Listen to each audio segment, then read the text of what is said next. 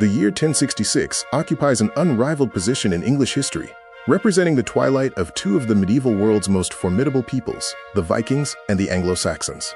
Harald Godwinson had barely settled onto the throne of England when a crisis erupted in the north.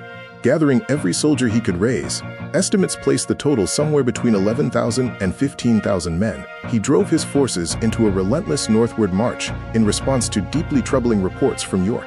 A powerful Norse invasion had overwhelmed an English army at the Battle of Fulford, and the city had fallen shortly thereafter. The invading force was commanded by Harald Hardrada of Norway, a warrior whose name had inspired fear across the breadth of the medieval world. He would pass into history as Harald Hardrada, the Hard Ruler, having crossed the North Sea at the head of roughly 300 longships carrying an estimated 10,000 men. Riding at his side was a figure of painful personal significance to England's new king, Tostig Godwinson, Harald's own younger brother. Stripped of his earldom of Northumbria and driven into exile, Tostig had allowed bitterness to dictate his alliances, pledging Hardrada the crown of England in return for military support and his own restoration to power.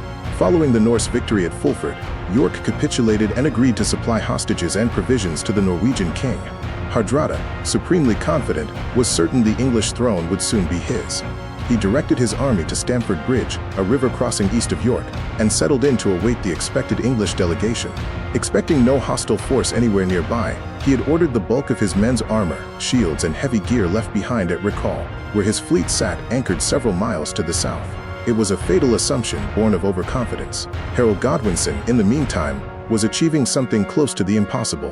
Driving his household troops and infantry beyond any reasonable expectation of human endurance, he covered nearly 190 miles from London to Yorkshire in just 4 days, a pace that astonished contemporaries and continues to astonish military historians today. At dawn on September 25th, Harald's army materialized without warning on the hilltops overlooking the Derwent Valley. Hardrada's men, spread across riverside fields in various states of ease, many unarmored, helmets set aside, a number wading in the river under the pale autumn sun, froze at the sight. Scouts bolted to raise the alarm, but the shock had already been delivered.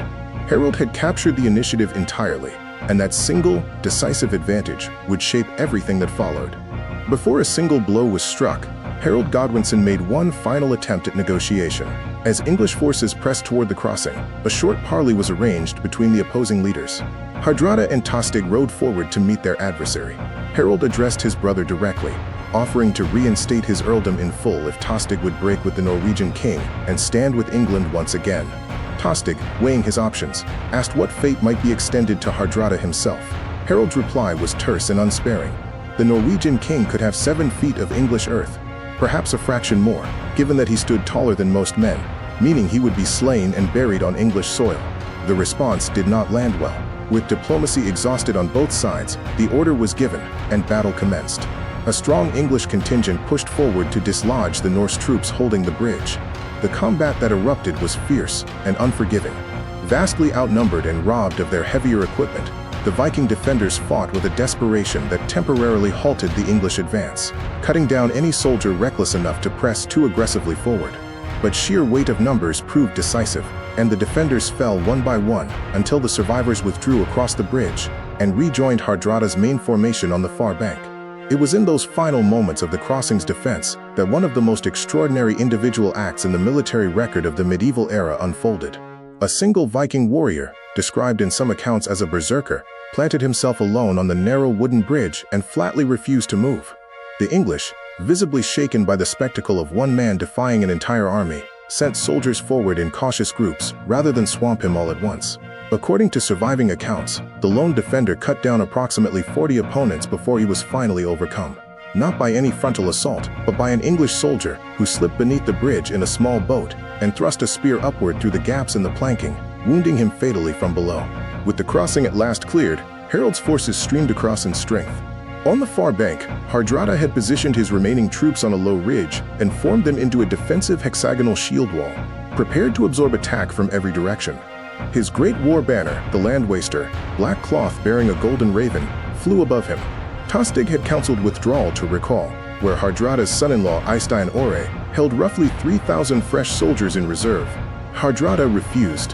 Whether pride, battlefield logic, or a plan to hold the English in place while Eystein flanked them, drove the decision. The position had been chosen.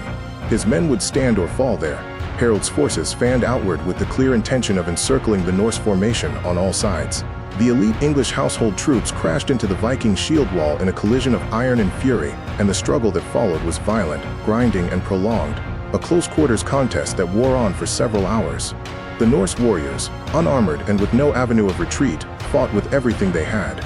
Their sole remaining hope was that Eystein Ore and his reinforcements from Recall would reach the field before the men still standing were cut down entirely.